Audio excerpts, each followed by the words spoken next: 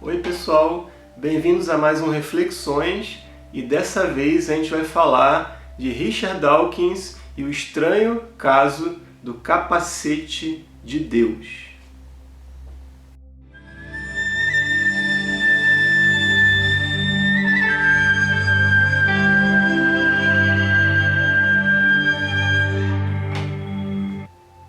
Bem, Richard Dawkins é aquele mesmo, o biólogo britânico que é muito conhecido por ser antiteísta, né? Por ser um militante do ateísmo, de certa forma. Né? E também é muito conhecido pelo livro Gênio Egoísta e depois, na militância antiteísta, por Deus um Delírio. O que ele tem a ver com o capacete de Deus? Bem, primeiro a gente vai ter que explicar o que é esse tal de capacete de Deus. Esse é um experimento que foi desenvolvido por um neurocientista chamado Michael Persinger, que inclusive faleceu recentemente, então dedico esse vídeo a ele, embora talvez não seja um elogio que eu vou fazer a ele, mas não deixa de ser um cara bem interessante.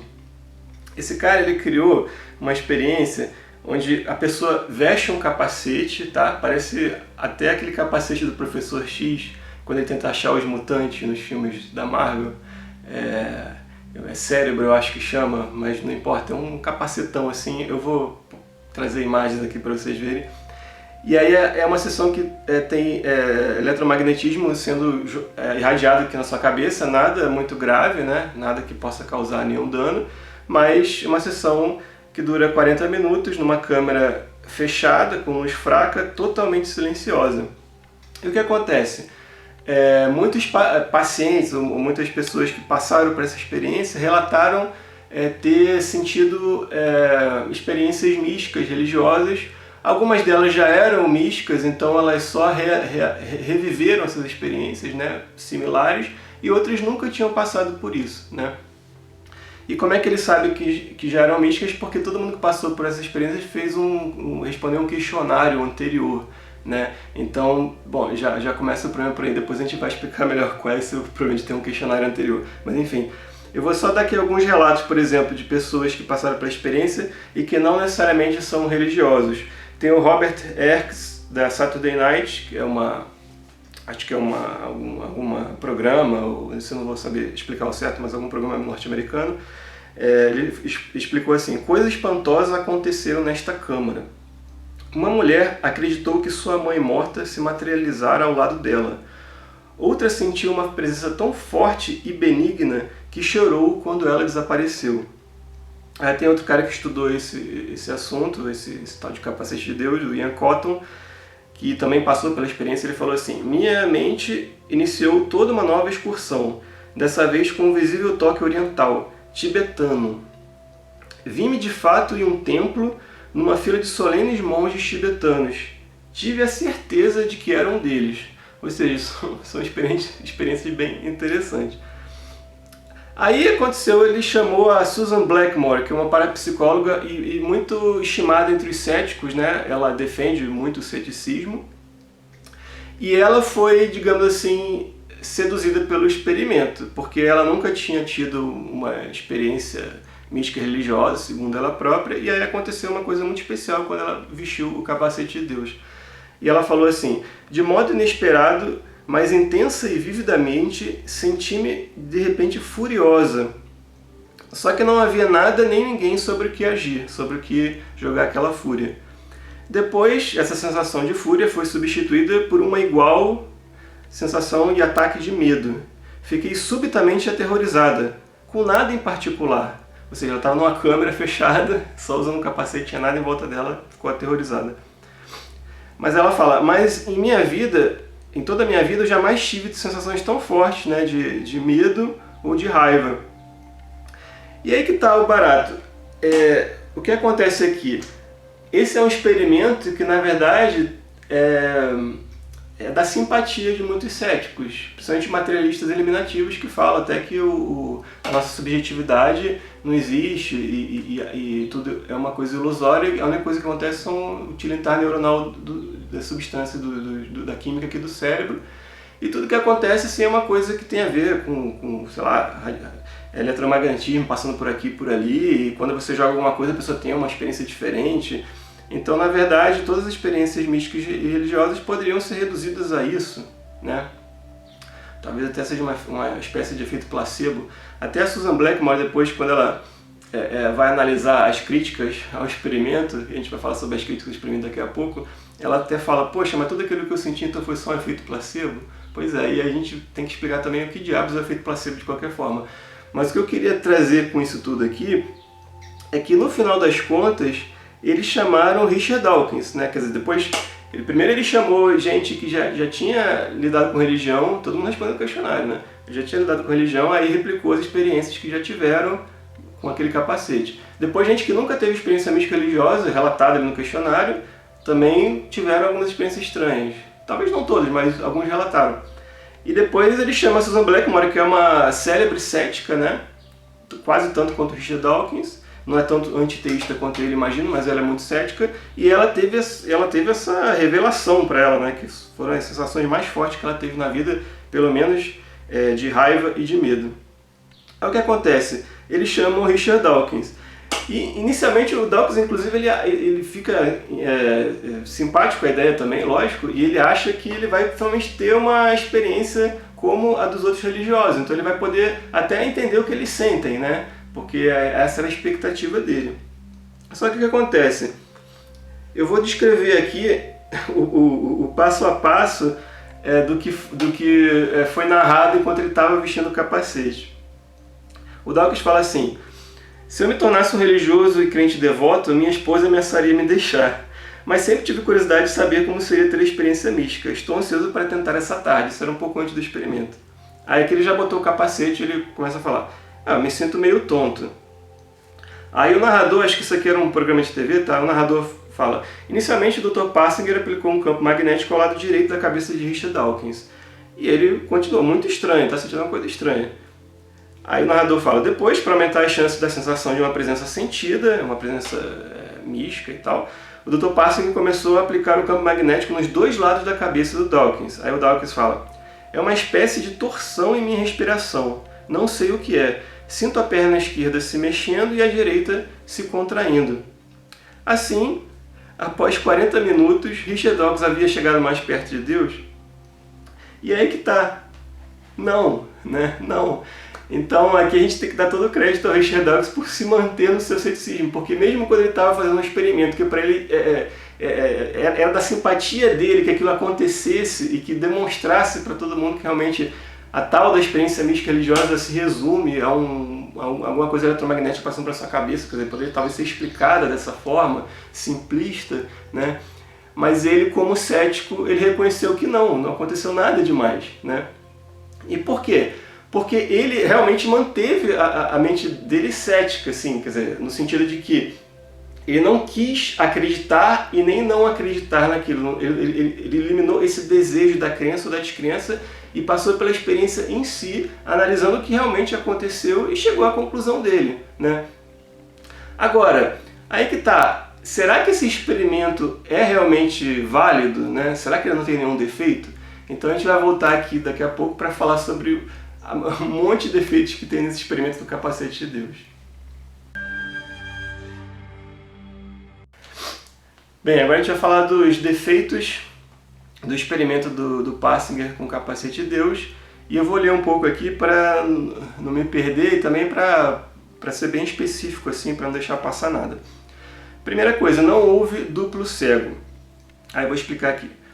Para evitarmos problemas com a sugestionabilidade da mente dos pacientes desse tipo de experimento, em que relatos subjetivos são a única materialidade dos resultados, é padrão que o experimento seja feito em duplo cego, ou seja, os pacientes da experiência em si e o grupo de controle não podem saber nada ou quase nada acerca do que acontece, do que se trata o estudo. Ou seja, já são dois grupos. Um grupo, o grupo de controle, é onde não é aplicado nenhum eletromagnetismo nem nada, não acontece nada. O segundo grupo é onde é aplicado. Assim você tem uma medida do efeito placebo, que seria aquela coisa que não aconteceu nada, mas mesmo assim teve alguma reação, né? Mas além disso é duplo cego, ou seja, nenhum dos dois grupos sabe o que está acontecendo, sabe? Não respondeu o questionário nenhum. E aí Não pode saber nada sobre isso. Os pacientes não podem saber se fazem parte do grupo experimental ou de controle, também é importante. Você não pode saber se você está no grupo onde está realmente sendo aplicado alguma coisa na tua cabeça ou no outro, que não está sendo aplicado nada. Você não tem essa informação. E os próprios condutores da experiência se separam em pares. O primeiro condutor, não informado acerca do objetivo do estudo, ele não sabe sobre o que é o estudo, interage com os pacientes. Fala só o que eles têm que fazer. Você senta aqui, me informaram, você senta aqui e põe esse capacete, mas eu não sei o que vai acontecer aqui. Já o segundo condutor liga e desliga os campos magnéticos do capacete sem informar ninguém, nem o primeiro condutor e nem qualquer paciente. Ou seja, tem um cara que está isolado ali atrás da parede, sei lá, algum lugar, que ele só vai ligar e desligar sem falar para ninguém, não avisa ninguém. E o primeiro condutor só informa, ó, você senta aqui, põe esse capacete, a pessoa que está botando o capacete não sabe para que serve, o cara que pediu para ela sentar e botar o capacete também não sabe para que serve aquele experimento. Isso é duplo cego. Isso, obviamente, não havia no caso do experimento do capacete Deus do Dr. Passinger, tá? E aí, talvez uma coisa mais grave do que isso é a informação prévia, né? O acesso à informação prévia sobre os pacientes. Primeiro, que eles já respondem o questionário. E segundo, que eles também, nesse questionário, eles dão informações sobre a própria vida deles, né? Se já tiveram experiências ou não e tal. E quando eles falam sobre o que já se passou na vida deles, eles já estão se autossugestionando também, né? E às vezes sugestionando todos os cientistas que estão à volta, porque às vezes a sugestão pode ser feita por o próprio cientista que está aplicando o experimento. A gente não sabe exatamente como funciona a mente humana. Às vezes uma pessoa acredita que aquilo pode acontecer, ela influencia a outra a relatar que aquilo de fato aconteceu, entendeu? Esse que é o problema. E aí, mais grave do que tudo, é a mediatização dos experimentos, ou seja, quando esses experimentos foram feitos, teve uma mídia em cima muito forte e tinha essa ideia de que ele ia comprovar que, na verdade, toda experiência religiosa não passa de uma coisa eletromagnética aqui flutuando, sendo aplicada na tua cabeça. Então tinha essa mídia em cima, então todo mundo sabia o que estava acontecendo. Aí, para contrapor tudo isso, a gente pode falar sobre quando esse experimento, de fato, foi feito da forma correta. Aí vou voltar ali aqui para não me perder. Em dezembro de 2004, né, isso já bem depois do experimento original e da mídia em cima, teve uma nota discreta na revista Nature News que relatou que uma equipe de pesquisadores da Uppsala University, na Suécia, chefiada por Peer Granqvist, reproduziu a experiência de Passinger testando 89 universitários, alguns dos quais foram efetivamente expostos a campos magnéticos, enquanto outros faziam apenas parte do grupo de controle onde não acontecia nada. Além disso, a experiência foi feita em duplo cego, sem questionários prévios aos pacientes e certamente sem nenhuma mídia especializada acompanhando cada passo dos experimentos. Dentre os universitários haviam estudantes de teologia e psicologia. Olha só, de teologia e psicologia, ainda estava bem no meio onde teria maior chance de ter relatos, né? Distribuídos indistintamente entre o grupo a ser experimentado e o grupo de controle. Durante a avaliação dos resultados, a equipe de Granqvist não conseguiu detectar que o magnetismo teve qualquer efeito perceptível.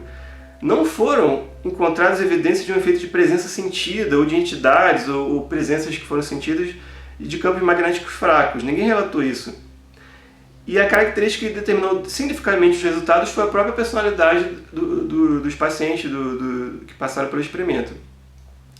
Dos 3 indivíduos, de 89, só 3, que relataram intensas experiências místicas, 2 eram do grupo de controle, ou seja, eles não receberam campo magnético nenhum. Eles relataram por relatar.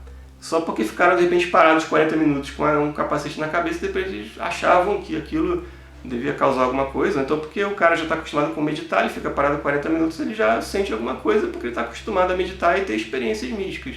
Isso é a característica da pessoa, né, do capacete.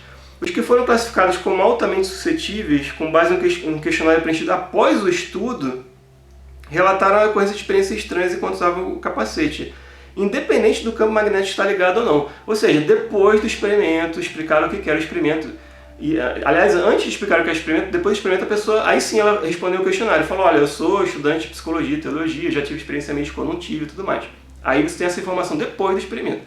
Aí, dessas pessoas que relataram que já tinham experiências místicas anteriormente, já tiveram experiências místicas anteriormente, Algumas relataram experiências estranhas quando estavam usando o capacete, só que independente de estar ligado o campo ou não, ou seja, mesmo quando o campo estava desligado, elas também relataram experiências estranhas. Então, e mesmo assim, experiências estranhas não é uma coisa extraordinária. Ou seja, essa outra pesquisa, obviamente, não teve a mídia especializada em cima, talvez muita gente que conheceu o capacete de Deus não ficou sabendo dessa outra pesquisa, mas fica muito claro aqui que a gente, quando quer fazer ciência, quando quer ser cético de verdade, a gente tem que estar livre desse desejo de resultados, né?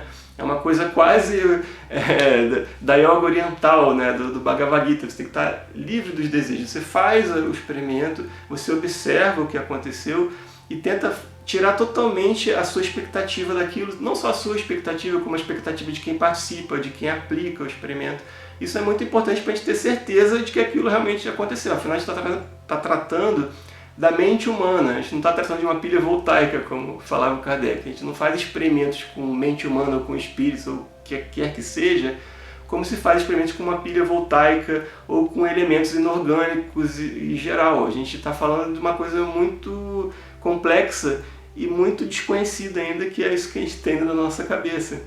Então, mesmo que você queira acreditar que, na verdade, a subjetividade pode ser uma ilusão, ou que pelo menos a experiência mística, na verdade, não passa de um devaneio cerebral e tal, você não tem como comprovar exatamente isso com um experimento como esse. Um experimento quando você põe um capacete e joga coisas eletromagnéticas aqui, e aí chacoalha alguma coisa dentro da cabeça e aquilo causa essas experiências todas. Óbvio que não, né? Ou pelo menos a gente, pelo segundo experimento, fica muito claro que, na verdade, quando a pessoa tem uma experiência, é porque ela já tinha essa prática, né? Muitas vezes depois de anos e anos de meditação, ou porque já foi muito na igreja, coisa parecida, né? Isso a gente vai desenvolvendo aos poucos, né? Não é uma coisa que surge porque alguém caiu um raio do céu na tua cabeça e você de repente virou uma pessoa religiosa. Não é assim que funciona. Se fosse assim que funciona, o Richard Dawkins teria se convertido ao participar do experimento. Então era isso que eu tinha para falar hoje. Até a próxima e obrigado por assistirem.